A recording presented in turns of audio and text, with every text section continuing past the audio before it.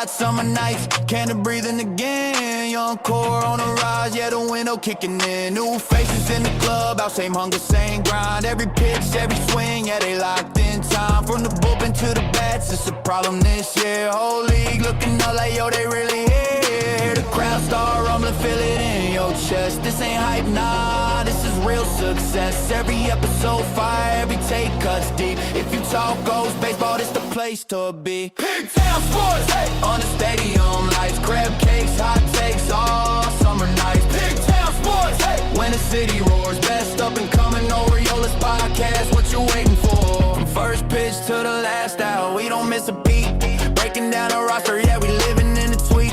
Front office cooking, team built to last. This ain't just potential, nah, this team's built fast. October in the distance, you can feel that pull. Every night at the yard, got the place packed full. If you bleed orange and black, yeah, you already know.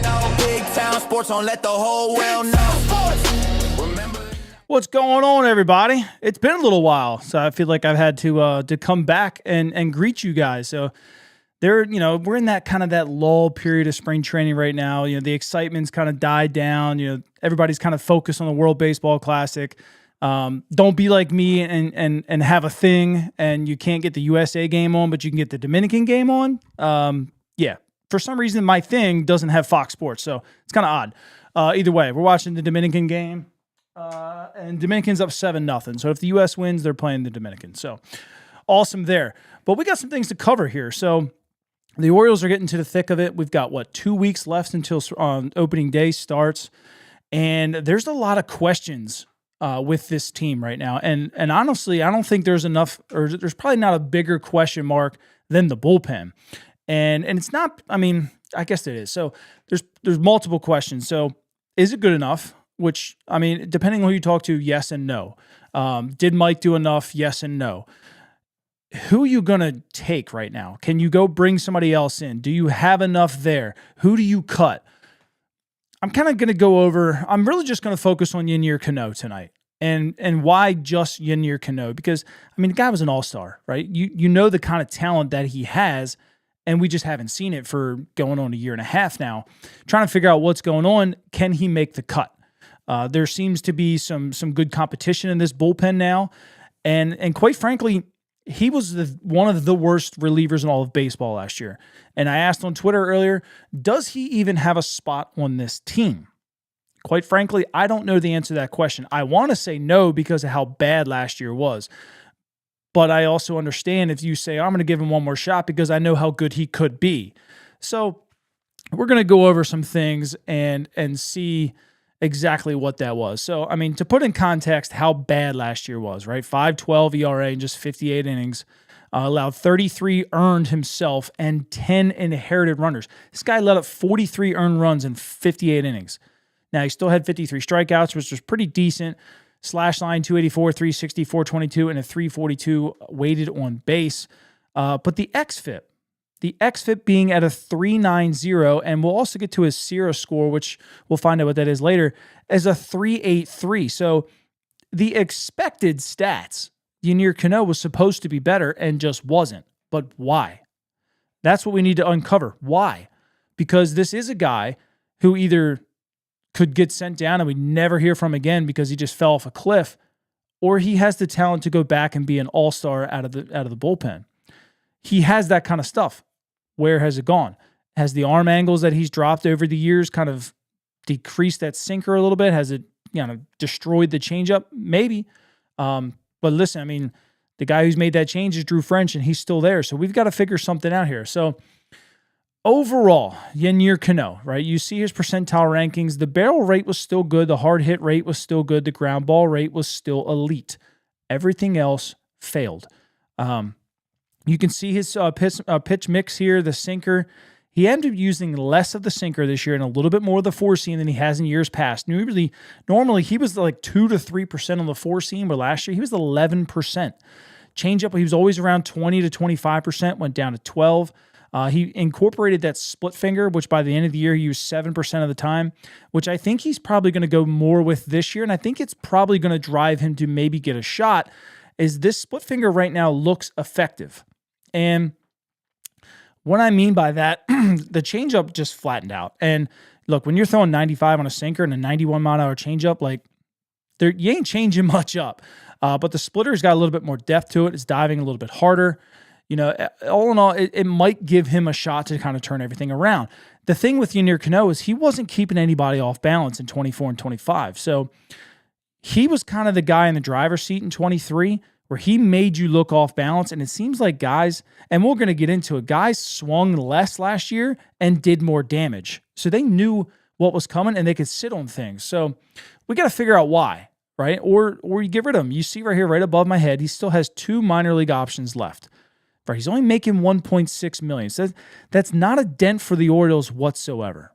But 2 minor league options, arbitration eligible next season. So you've got him for a while. And it's a guy that you want to kind of figure out, right? I don't think you're going to trade him. I don't think you're going to send him off and never hear from him again. Hopefully not. You want to kind of get him figured out. But was Yennier Cano actually bad last year? And by all the numbers, yeah, but we got to figure out why the expected numbers are saying otherwise.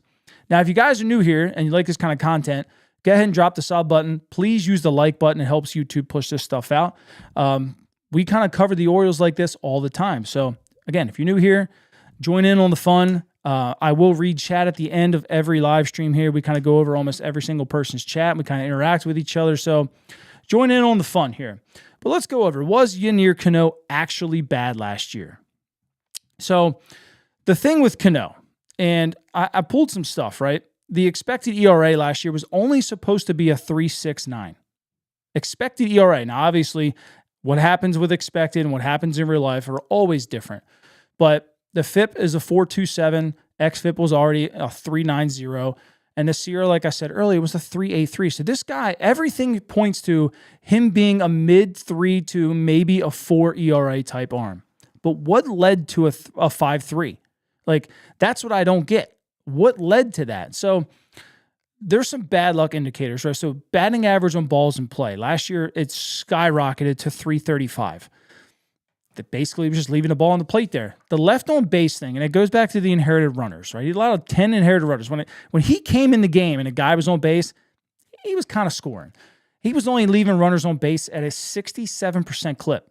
Now, Major League average is about 75, so well below Major League average there, and it was just hurting the Orioles. So a lot of his balls, a 335 batting average on balls in play. So basically, when he was not striking out, the balls that people were making contact on, they were finding a hole, whether that be hard contact. Well, obviously, you saw earlier on his measurements, it wasn't hard contact. So were they bleeders to the infield? Were they duck farts that were finding their way to the outfield? Walks were an issue. I've always been told a walk, an error, and a blast creates a big inning. And that seemed like that's kind of what happened in Yennier Cano last year. But the expected stats show you that he was supposed to be pretty decent. Now, we're going to get into some of the stats that show that while he was terrible, we got to kind of figure out why. So, strikeouts. He still had 53 and 58 innings, which is okay. It was only a 21% clip. Now, that's down from 26% in 23 and 24, right? So, guys are putting the ball in play a little bit more. And the big one that I found here was the swing percentage, right? In 24, guys are swinging at 50% of his balls. 25, they only swung at 45%. Now, 5% doesn't sound like that big of a deal, but you got to think that, with the amount of pitches that they're seeing, they're laying off more. And like I said, I told you a little bit earlier, they took less swings and they put the ball in play more in 25. So the chase rate in 24 was at 33%. Last year, 29%. Whiff rate went down 4% from 24 to 25, down to 23%. Again, guys just weren't swinging through the ball anymore. Ball wasn't moving. Ground ball rate was elite in 24 at 65%. And it was down to 54% last year. 54. Then 54 is still pretty good. Obviously, you saw it on his metrics. It's still one of the best. It's a 90th percentile in the league. But 65 to 54, it's a big difference, right? He had susceptible to the long ball, so he was giving up balls in the air more. And another thing that I saw in 2023, his sinker velocity was near 97. It was 96.6. Well, last year was 95.1. And before me, plenty of people have talked about the arm angle. The arm angle in 23 is vastly different from what it was in 2025. Why? I don't know. Drew French did come in here in 2024. Was this I need to keep your arm healthy thing? Was it, correlated between doctors and Drew French? I don't know, but the arm angle has significantly gotten lower every year since 23. That's what they need to figure out. So the changeup, like I talked about, he scrapped it, right? The changeup got crushed. It had a 417 average against it last year. Now we're talking about the pitch in 23 that would cause the Yennier Cano stare down. The pitch that made people look stupid. He can't throw 2 years later. Why? They had a 667 slugging against it last year. I'd scrap that pitch too. It was pretty terrible. Average exit velocity last year was almost 90 miles an hour. Hard hit rate was 35%, but he only caught 4% of barrels. And you saw the percentile. He was 93rd percentile in barrels. Guys weren't hitting him very hard, but they were still hitting it hard enough. And the big here thing, the run value trend. So in 2023, he was a plus 16. This is when he made the All-Star game. Last year, he was a negative 8. It's a big swing. So even in 2024, he was still plus 3. So you're talking about an 11 run value swing. It's not very good. And when you look at his projections, so he's projected an ERA, a 3.6 this year, a 3.7 in 27, and a 3.9 in 28. I can deal with a mid-3 reliever, with his capability. It's not dominant, but it's useful. I don't need him in the 8th inning. I don't need him in the 9th inning. I've really never liked him in the 9th inning, but I need a capable 5th and 6th inning guy here. And we need to be able to get him back to this. But strikeouts are down, ground balls are down, fly balls are up, and hitters are chasing less. And when I want to talk about chasing less is the in-zone swing percentage was down from 24 and 25. The out-of-zone swing percentage was also down. But the amount of contact made out of the zone was up in 25. So where does that leave you with a guy like Yennier Cano? A guy who feasted on people making contact out of the zone and or swing and missing, and it's flipped on him. Can he get back to what he was in 23? So let's go over. I know this is going to be tough for you guys to see, but I'm just going to read out loud. Ground ball rate, he was 17th best overall in baseball. This is out of 147 relief pitchers last year with qualified innings. Barrel percentage, he was ranked 20th overall, 4.7. Hard hit rate, 28.2%, was ranked 40th best. This is where it starts to go downhill. xFIP at a 3.9 was 72nd. Expected ERA 3.63 was 78th. SIERA at a 3.83 was 99th. So you can see as we get down, K per 9 was ranked 100th. Walks per 9 was 109. K percentage was 110. FIP was 119. WAR was 124. Left on base percentage 125th. Home runs per fly ball was 134th. The clutch factor was a negative 0.93, was 136th. His BPAP, batting average on balls in play, was 137th. ERA was 140th. And his WHIP was 141st. So the expected stats can tell you all they want, but real-time stats showed you Yennier Cano really, really struggled. Again, how do you get him back to where he could be a viable option? Well, the problem is he's got competition. And for a few years now, I don't think he's really had competition. Now, I'm not saying that he's lazy or anything like that, but I'm saying no one has been there to really push Yennier Cano until now. And a couple of those guys could be, right? I don't have every single person here, but I picked a couple right-handers that could kind of give him some trouble. Yermír Geraldo could be one of them, right? So limited time last year in the big leagues for the Orioles, 4.58 ERA, okay. 19.2 innings with 21 Ks and a 1.32 WHIP. I think we all remember Geraldo, right? He had a pretty decent fastball, but the changeup was disgusting. It was actually one of the best changeups in all of baseball in the 19 innings that he did throw. It was I think it was rated the second best changeup in baseball as far as movement went. The fastball just got hit around. But now he's got in the whole year with Drew French. He's had time to work on things. He's looked pretty good in spring training. What did he do in AAA last year? Well, his percentile rankings were pretty freaking good, right? So you know the talent is there with Yermier Geraldo. Could he push Canó? I don't know. Canó having those two options is kind of a big deal for him. Now the next one, Jackson Kowar, right? This is the guy they've recently claimed. He's out of options, right? So he kind of has to make the team. Last year with Seattle, 4.24 ERA, 17 innings, again, limited action, 15 Ks, a 1.23 whip.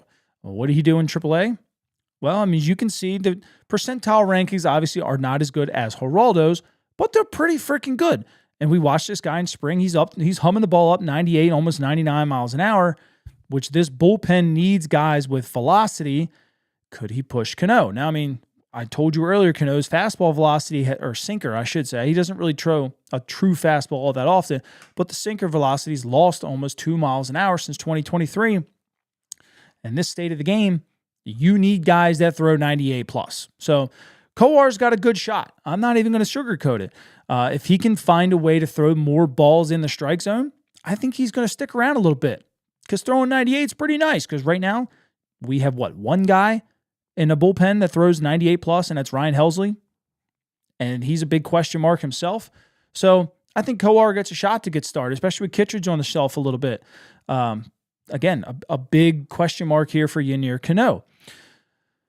Jose Espada, his AAA stats last year, they're not jumping off the board at you or anything. 5.0 ERA, 54 innings, 83 Ks though.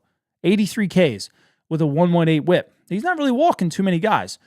The AAA stats, you can see the 99 percentile here on a lot of different things. Expected batting average is 185. Exit velocity was just 81 miles an hour. Guys were not barreling this dude up.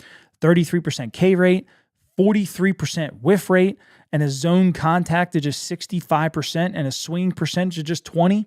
Like, that could play. Now, do I think he makes the team? I think it's a long shot, but he's had an okay spring. Again, he's got a pretty decent fastball velocity to him. Anything could happen. Anything could happen.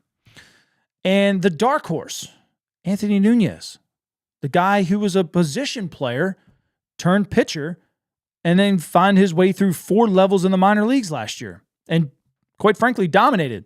2.86 ERA across 4 levels last year in 56 innings, 83 strikeouts. We're talking about a guy who learned how to be a pitcher and finished the season in AAA, started the season in Single A. So, again, 0.81 whip. He ain't walking too many dudes. And then here's his percentile rankings. All above 90. Anthony Nunez is a dark horse. He's a guy I think is going to help the Orioles in some way this season. But again, this is good competition. Canó is Cano's the guy who has the experience. You know, if they can get Canó to a 3.8, less than a 4, I think they still roll with Canó, to be my complete honest. I think Canó probably still has the upper hand over all of these guys. Albert Suarez may be a dark horse as well. He's currently not on the 40-man. Now, moves can be made. I understand all that.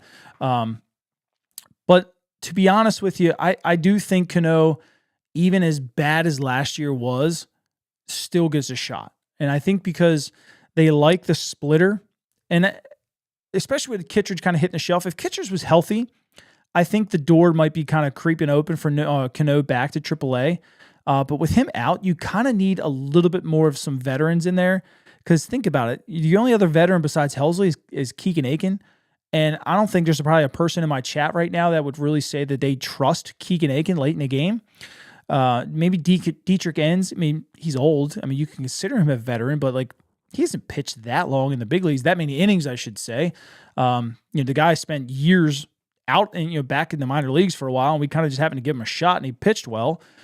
Maybe you could say he's a veteran, but outside of that, there's not too many veterans in that bullpen that you're probably going to hang your hat on and trust. I understand you're probably not trusting Canó too, but he is a guy who's been there. He's found success in the big leagues. He's found ways to get guys out. He's just got to fight. He's got to figure it out. There's no sugarcoating it. I don't know what Drew French has to do to him. He's had a decent spring so far. Even today was okay. Gave up a run.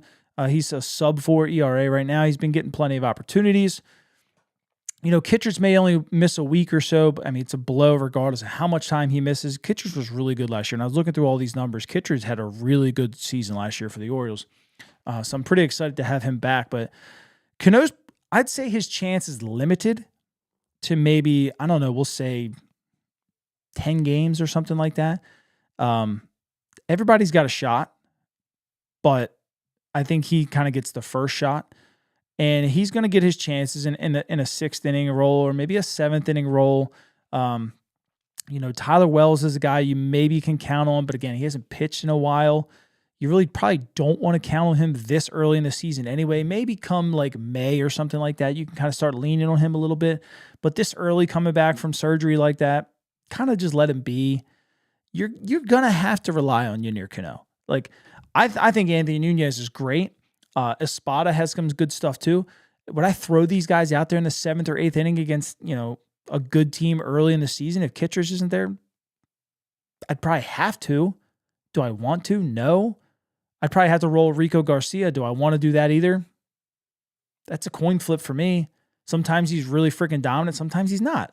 But Canó sucked. Like, I'm not going to sugarcoat it. He sucked last year outside of the expected stats. What the expected stats we're looking at, that's tough to tell. It's really tough to tell, but the expected stats do look at, if the bleeders made their, we all as fans can't remember everything. We can just look at the stats and be like, damn, this guy sucked. But the expected stats look at, how hard the ball was hit, where it was hit, the situation and stuff like that. That tells us he was supposed to be good and just wasn't. Was it maybe just a bad luck year? Maybe. Maybe just couldn't get on top of the changeup or something like that. Maybe the arm angle.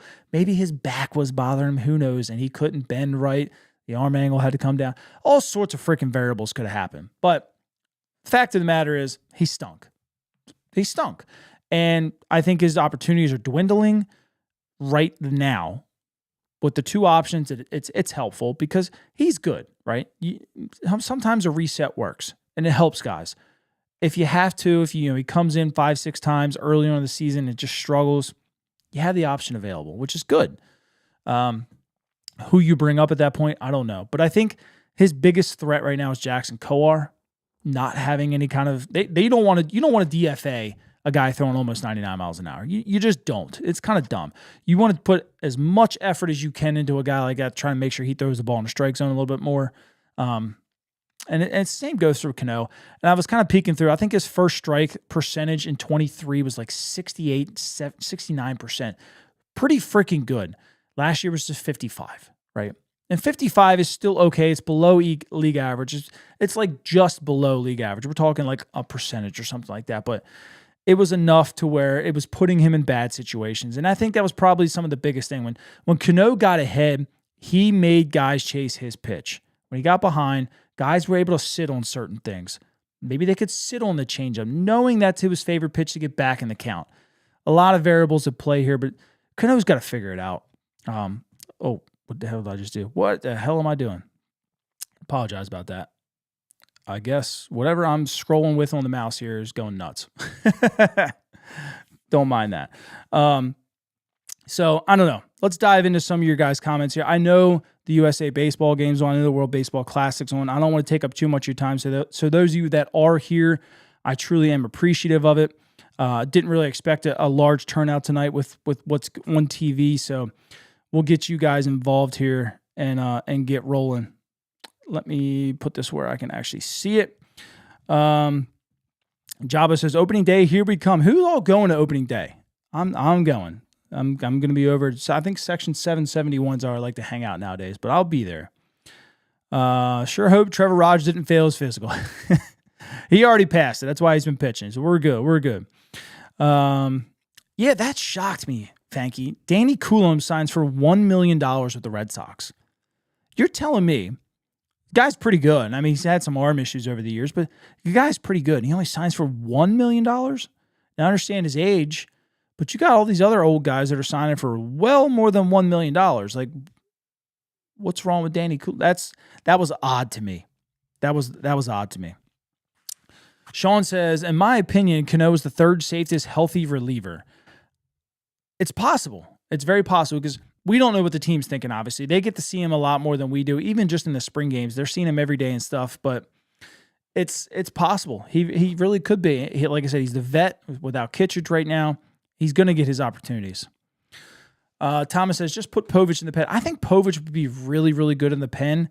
I don't think they're going to end up carrying 4 lefties. I don't even think they're carrying 3. You think about it right now, we got Aiken, Enns, and Wolfram. I think Wolfram makes the team. Enns is only signed for like $2 million. So if they have to cut him, they probably will. I don't think you're going to pull the plug on Povich as a starter just yet because of his age. It's looking to be that way eventually, but I just think they're going to give him as much time as possible in AAA to kind of figure it out as a starter. Povich walks to me, the guys. Yep. That's a big deal. Canó is Sandy Koufax as long as nobody gets on base. That's a good comparison. He definitely seems to get guys out when nobody's on base. He just struggles when the leverage gets hot, and that's why I never really liked him in the 9th inning. When Brandon Hyde would trot him out there a couple times, I hated it. It seemed like the guy got performance anxiety or something, and maybe he is pressing. I don't know. Orioles fans have a better idea. Put Povich in AA. He stinks. I like Cade. I think he's got a lot to learn as far as getting out righties. They hit him hard, and you saw it today when he gets to the first part of the lineup. It's okay, and then after that, it's bad. So, it points to him being a reliever, but you don't want to give up on him this quickly. That's the part. Friendly reminder: Cowser still sucks. Nah, Cowser's gonna have a good year. I'm all in on Cowser. If he doesn't, oh well. But I think he's going to. He's a good ball player. He's a 5-tool player. He's still young. He's got time to figure it out. It's only his 3rd full season. So 2nd full healthy season. So I'm going to give him one more shot. I think he's going to have a nice year, hopefully. Is Wells ready to go? That's a good question. He struggled a little bit today, but prior to today, he was throwing the ball pretty well. I'd say all in all, he's ready to go. I'd say he's ready to go. I just wouldn't lean on him in a tight 8th or 9th inning just yet. Could he be ready for it? Yeah, maybe. I just wouldn't do it just yet. Canó doesn't know why he is bad when he stinks or why he's good when he dominates. That's the problem. He can't replicate. That's a very good point. I completely probably agree with you. It's on the coaching staff to kind of figure out why he can't replicate at this point. They've been with him for how long now? 3 years now? 24, 25? This would be the 3rd year. They got to figure something out for him.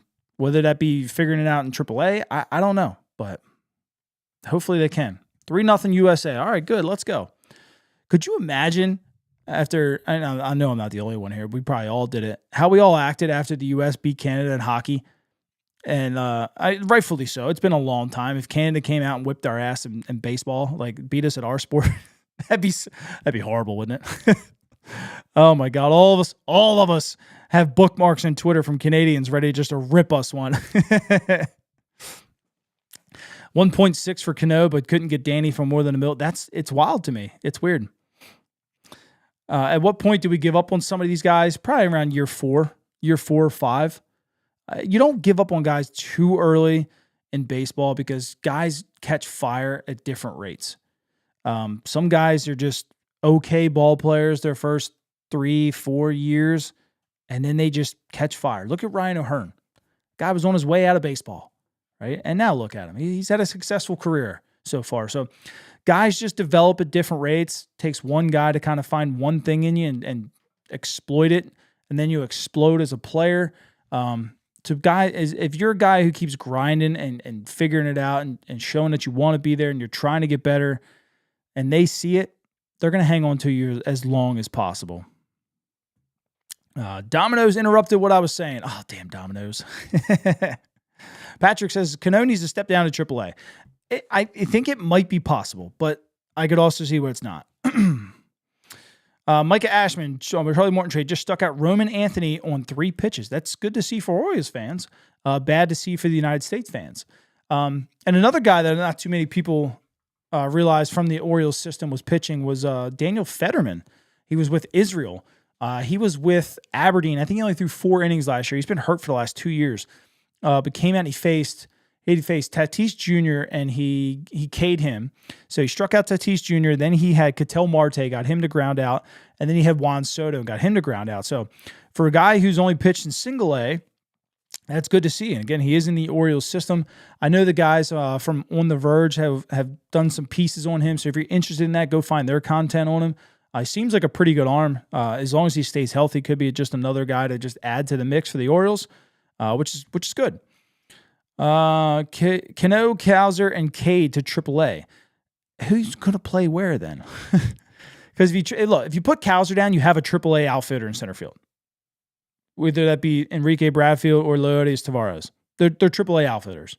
I'll take my chances on Cowser, who was just a Rookie of the Year candidate just a year and a half ago when he was healthy. So I'm not doing anything with Cowser just yet. Hello, fellow baseball enthusiasts. Rick, what's up, my brother? How are you?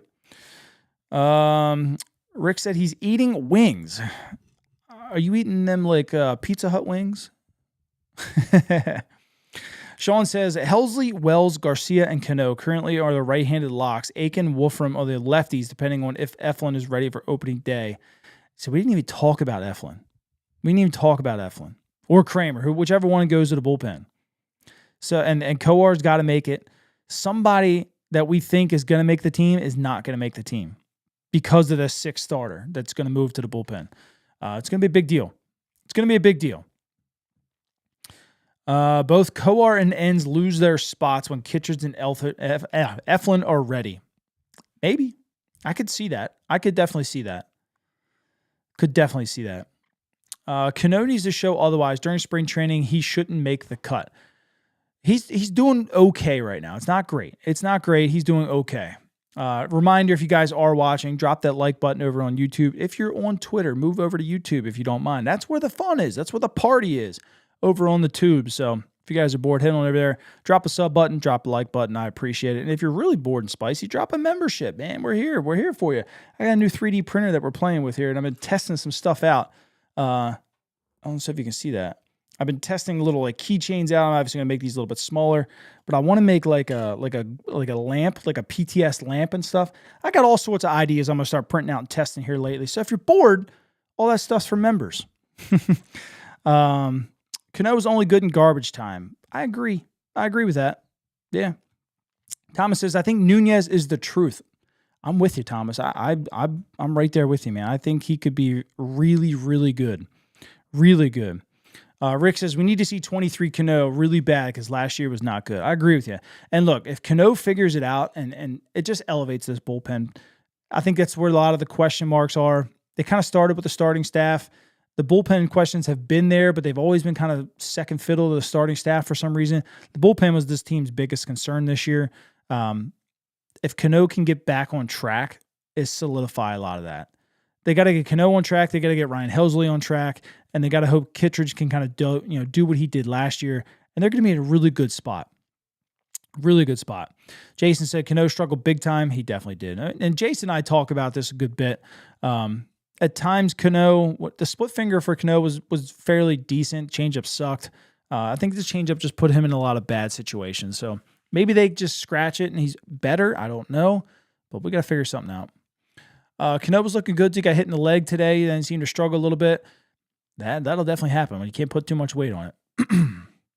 When the season is in full swing, where do I see Wells and Suarez fitting? I don't think we see Suarez for a while, personally, because he's not on the 40-man. I don't think they're going to move anybody to put him on the 40-man. Wells, I think you're going to see as the season moves along, probably in that 7th or 8th inning role. Early on, I think you see him in that 5th or 6th inning role, just to kind of leave the pressure off of him. But we'll see. They can't just be long relief. No, I don't think Wells is going to be long relief. I think they're really going to trust him late on. I'd rather have Fuji than Canó. I don't know. I mean, Fuji threw hard, but he couldn't throw it over the plate. That was bad. He couldn't throw it over the plate. He had some nasty stuff. He just had no clue where it was going. Then sometimes that's Canó too, but Rory says Canó really hasn't been good for 2 seasons now. I agree with you. At times in 24 he looked pretty decent, but from what 23 was to 24, it definitely wasn't as good. And then last year was last year. It sucked. Let's see. Rogers extension coming. Sorry, not bullpen related. Could be. I haven't heard anything about it. I would love to get that done. I love Trevor Rogers. I've been great since he's come over here. I shouldn't say it like that. It's been great since he's been over here in a full-time role after his first offseason. So last year was great. Let's just say that. Last year was great. Seems like he put a lot of work in. He seems like a likable guy. He's a guy that I would love to have on the Orioles for a long time. Him and Bradish together as a 1-2 punch for a long time would be great. It'd be great. Every time I brought in Yennier, I was always like, Canó! Did I do that right, Jabo? That's funny. Jack says, I see what you did there. Is Michael Kopech still available? If so, why haven't we signed him? He is still available. No one knows why he hasn't been signed at all, to be completely honest with you. I don't know why. I would love to sign him. I don't know if he's just waiting for the Dodgers. I don't know if he's not healthy. I don't know if he's trying to be a starter again. I just don't know. Rick likes the hat. Thank you, brother. I've had this one for a long time, actually. It's the first one I ever got made. Nice hat. Nice hat. For being an Orioles fan, I don't think I've ever heard KY. Who's KY? Is that you talking about Fanky? Who's KY? What am I missing here?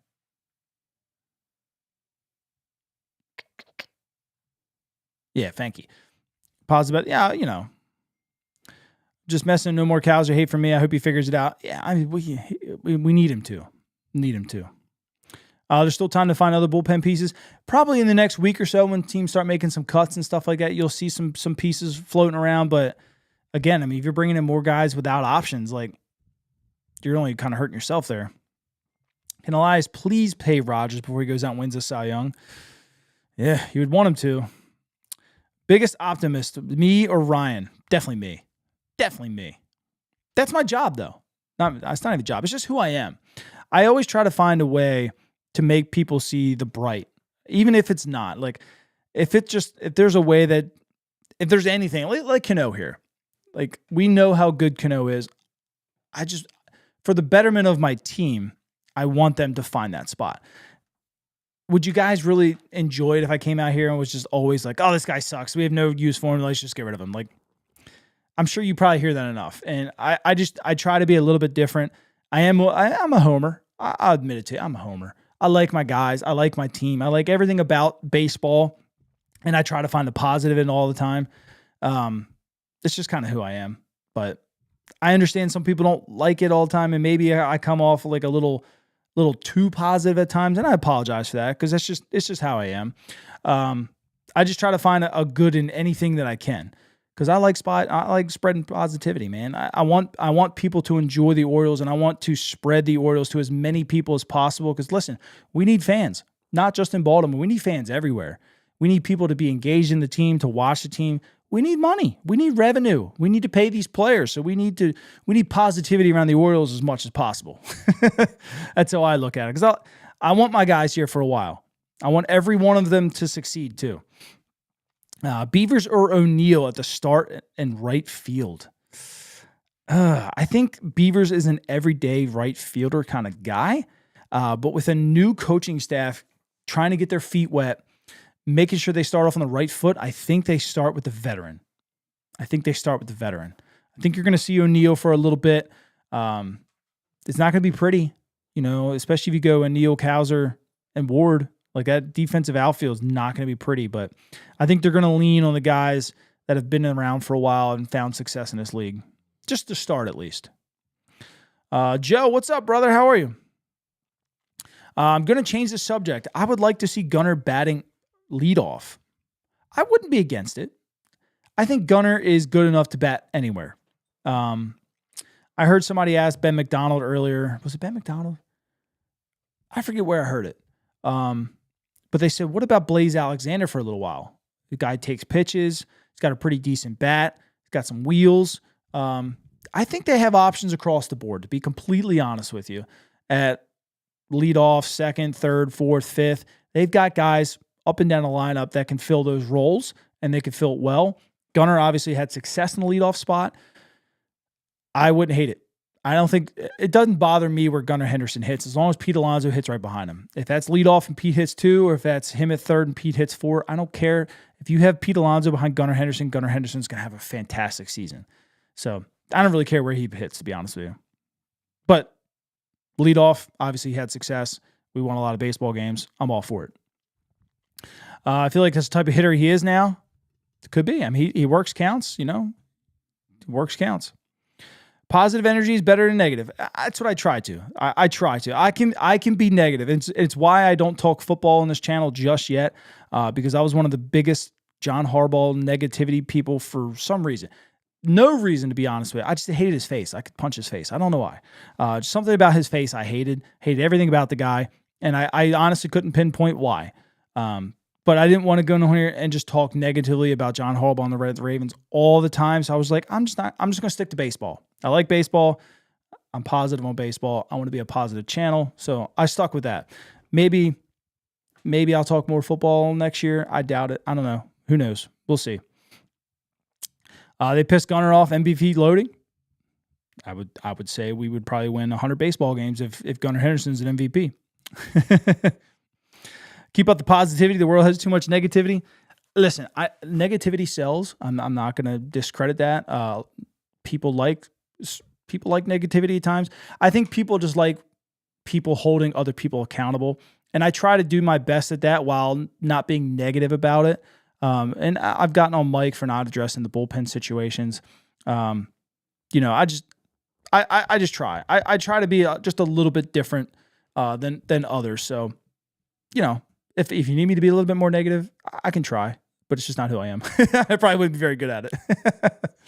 We need optimism. It's too easy to be negative, a lot harder than positive. It is hard. It is hard.